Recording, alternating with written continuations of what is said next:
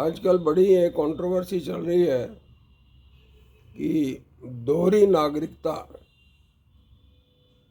क्या किसी की खास तौर पे एक लीडर की हो सकती है। राहुल गांधी की 2 देशों की नागरिकता है। क्या ये संभव है कि एक आदमी एक देश का नागरिक, भारत का नागरिक हो और फिर किसी और देश का भी नागरिक हो? दोहरी सदस्यता के ऊपर भारत की सरकार एक बार गिर गई थी 1979 में जब मोरारजी देसाई की सरकार थी तो उस समय झगड़ा ये था कि जो लोग आरएसएस के सदस्य थे वो जनता पार्टी के सदस्य नहीं हो सकते। इसी बात के ऊपर झगड़ा था और इसी बात के ऊपर एक सरकार गिर गई मोरारजी देसाई। ये कोई मतलब अच्छी बात नहीं थी कि एक चुनी हुई सरकार जो एक क्रांतिकारी तरीके से आई थी और एक तानाशाह के खिलाफ लड़के आई थी, उस सरकार को उसी के मंत्रियों ने गिरा दिया जो अपने आप को समाजवादी कहते थे। वो समाजवादी नहीं, वो एंटी हिंदू लोग थे।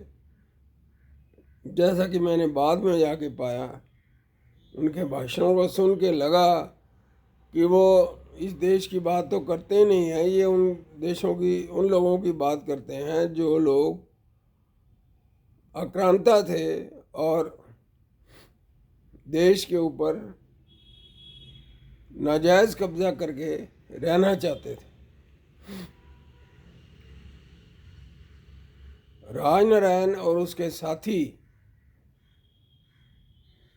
जो थे वो इस मामले में बहुत ज़्यादा एक्टिव थे।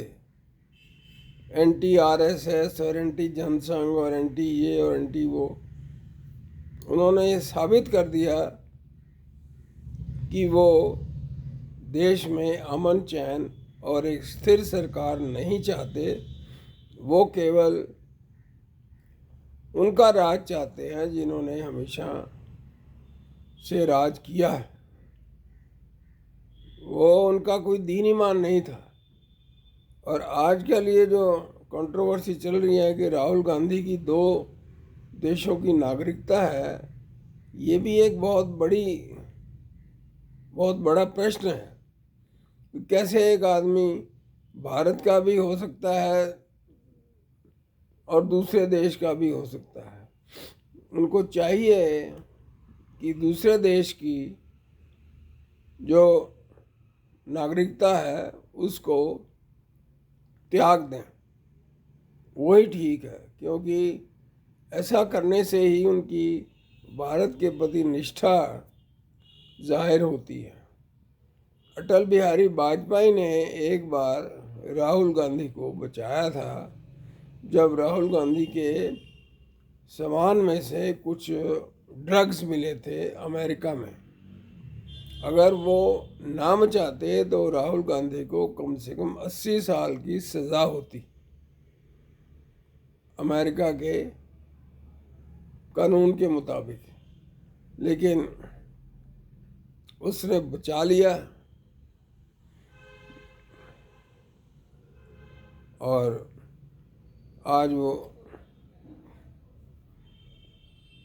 प्रधानमंत्री बनने की कोशिश कर रहे हैं।